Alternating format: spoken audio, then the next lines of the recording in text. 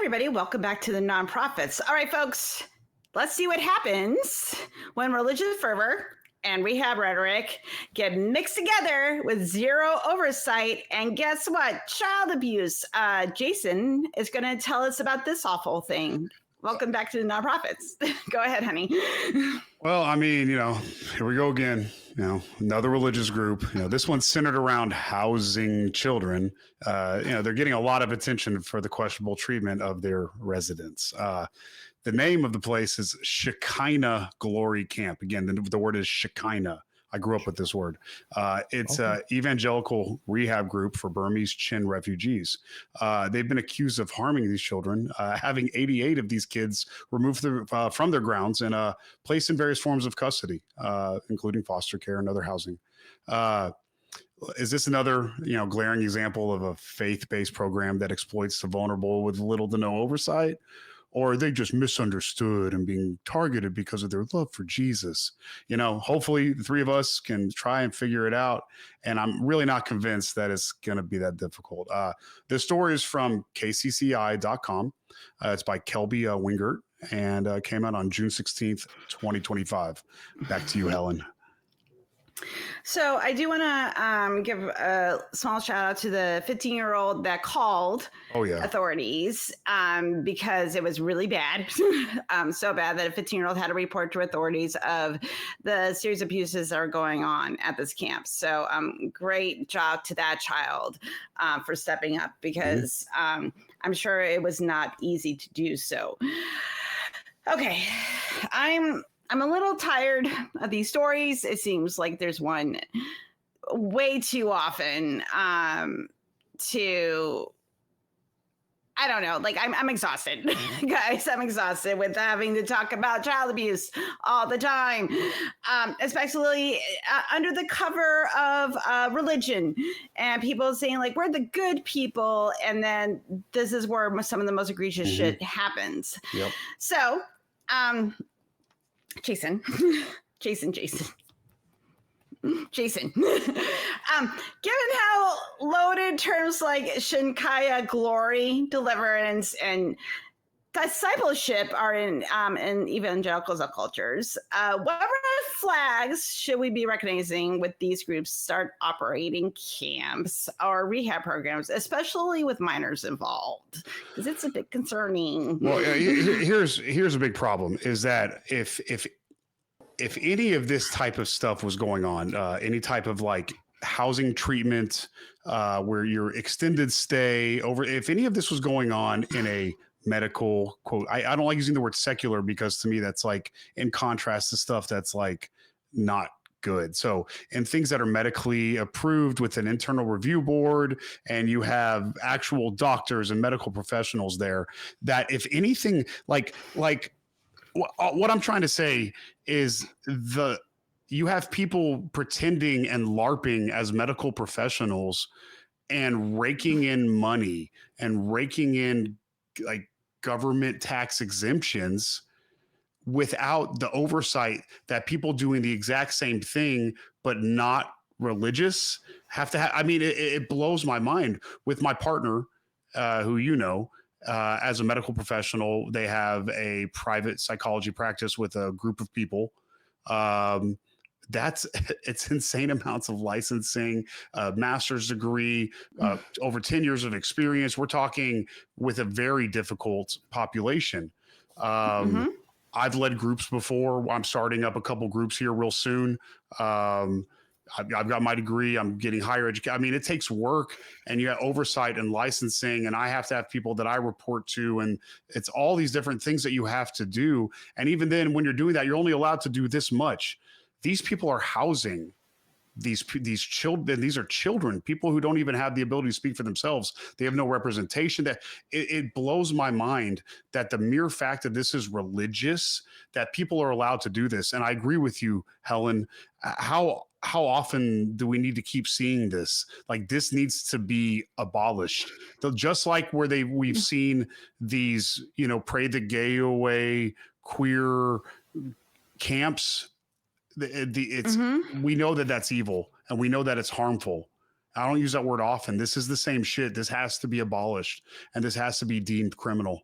That's my opinion. I'm sorry. I could rant for hours about this. I grew up in this shit. I grew up with these words. I grew up with these terms, discipleship.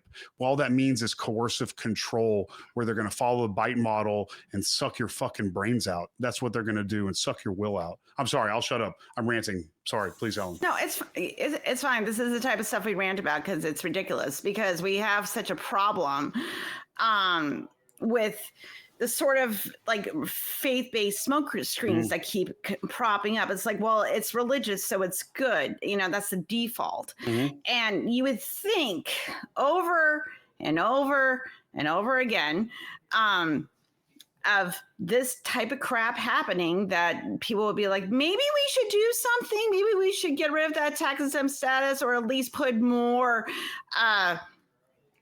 restrictions in place and oversight so people are not abusing certain systems. Like that might be a good thing to do. But unfortunately, it's a brew pot for exploitation and abuse. So Tracy, okay, it's a lot.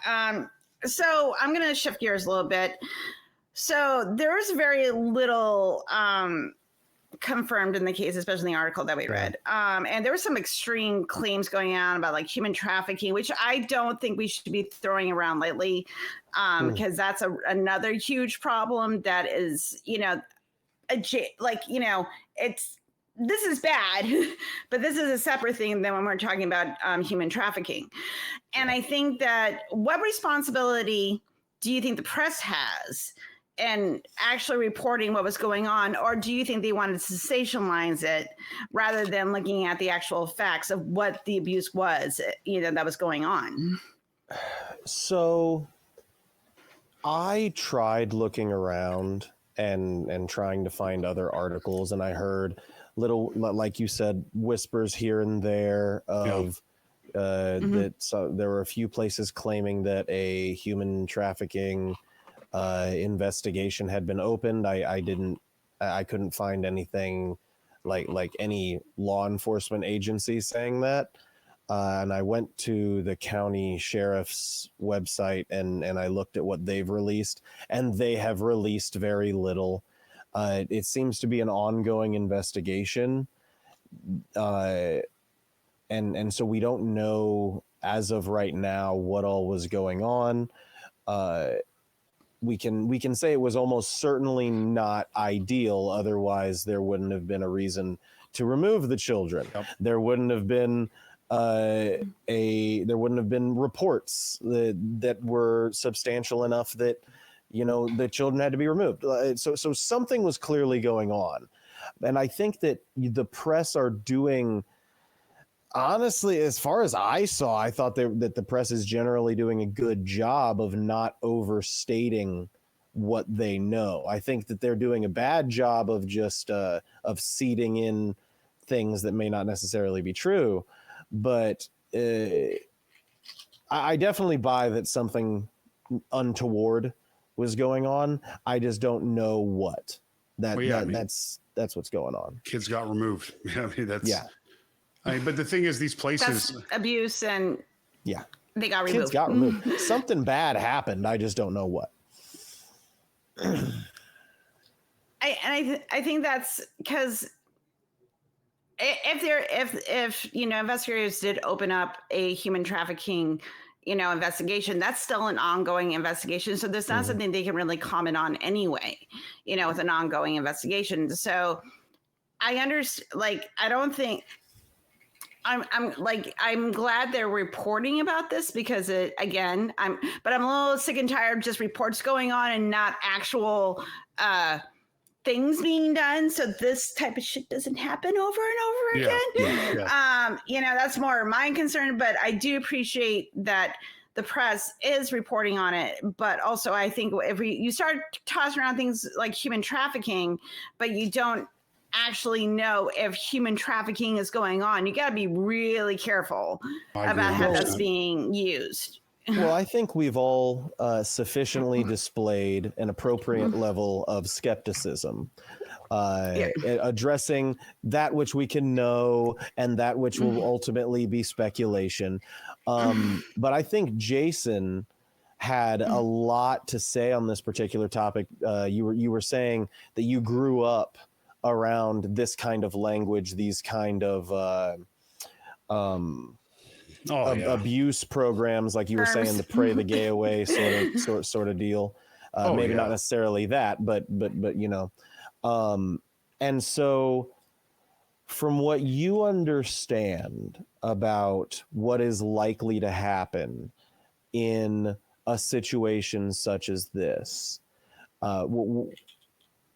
if we were to speculate, what would you say would be your money on what was going on? I mean, these places are havens for abuse. It's this language. Whenever you see things like discipleship, like the term Shekinah glory is a Shekinah. It's like a very evangelically kind of home church strip center, you know, church laying on of hands, shaking demons, possession, speaking in tongues type stuff.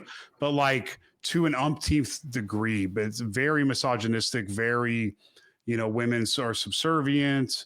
It's just a really, really painful way to live. And and when you have these evangelical things, like I've been a part of this and I've seen it, and you see, it's not just an anecdote, it's a lot of experience that we can see patterns. They invade your brain. You know, you hear the BITE model thrown around as behavioral information, thought, and emotions, and they control all those things to the point that they foreclose on you. So it would make sense that they would take. I've been parts of these groups where they preach isolation. They isolate you from your parents. I mean, for me, they target you. I mean, my youth pastor is a convicted child sex offender. You know, these are things, and these were like places that were rife with grooming. So actual grooming, like not what gets thrown around. So to say all that, I'm sure there is a lot of abuse. I wouldn't be surprised if there is some abuse of sexual nature going on top of other abuses. In a lot of these situations, they get the older kids to abuse the younger kids. They end up having things like that happen, and that really, like, the kids who do the abuse, it ends up fucking them up even more, because they didn't want to do that, but they're in a survival mode. But then they behave in a way that they wouldn't behave if they didn't have to do that. But they take on this big responsibility. But the thing is, they're 15, you know, they're 14, they're 13. So there's only so much that they can do, right? Or they've probably already been abused in those ways. So, and they don't have anybody advocating for them. So yeah, there's a bird flying around. Sorry, this guy's a maniac. Sorry, now he's on my, sorry, you know, it's either this or he screams the whole time. And that's fine. I'm just seeing this happen so many times. So when I see that word Shekinah, it really makes my guts turn, because I've seen abuser after sexual abuser after just horrid, mean, bad, evil, ignorant people get away with this stuff because they're a religion. It's disgusting to me. You get this privilege and you can just abuse people and get away with it because it's part of the religion. The idea of denying somebody a blood transfusion, I mean, go fuck yourself. That's a kid, you know. You can. I don't know. I'm sorry. The whole thing just blows my mind. No, it's okay. It's fine. But like, and also too, like another thing about this particular case, like often like a lot of these places involve like vulnerable populations, like, you know, dude. Immigrant and refugee kids. And because, that's what this place and I was, think a lot of that too, if it wasn't happening to, like, you know, little white children, you know, it's happening to, you know, minority populations and people that are overlooked and they're silenced. And also too, that feeds into the abuse because they are afraid to speak out. And then wrap that up, you know, into some grooming, and then you put a cross on, and like everybody's like, oh, they're helping the poor brown children. Yep. You know, those type of attitudes, which is also gross and disgusting. And it just it just spills over. And it just like I'm just it's a lot. It is a lot. And also I'm just going to point this out. If you if you want to have, if you're feeling angry and you want to rage, or you want to really understand this happens almost every day, I recommend a Reddit thread called Pastor Arrested. And most of it, nearly every day, is sex abusers. Of course. Pastors that are sex abusers on this Reddit thread. Of course. And this is just another example of these mofos who are disgusting creeps that do terrible, terrible things to children. Tracy, I'm sure you got more to say about this. I was going to ask you a question, but you can just rant. All right. Well, I did have a particular thing to say, and I've done a little etymological deep dive, as in I dove about 6 inches. And in my experience, that's always been deep enough. But every time Jason, you kept saying Shekinah. And I was like, that sounds like another word I've heard. Chicanery. And so I found it so ironic that Shekinah, where all of this terrible stuff is probably going on, sounds so similar to chicanery. And then I had to do an etymological deep dive to make sure that word did not have some sort of anti-Semitic base. It does not appear to. But that was it. I got on my own little side tangent about Shekinah and chicanery, and that is, I've been jumping to say that for like 3 minutes now.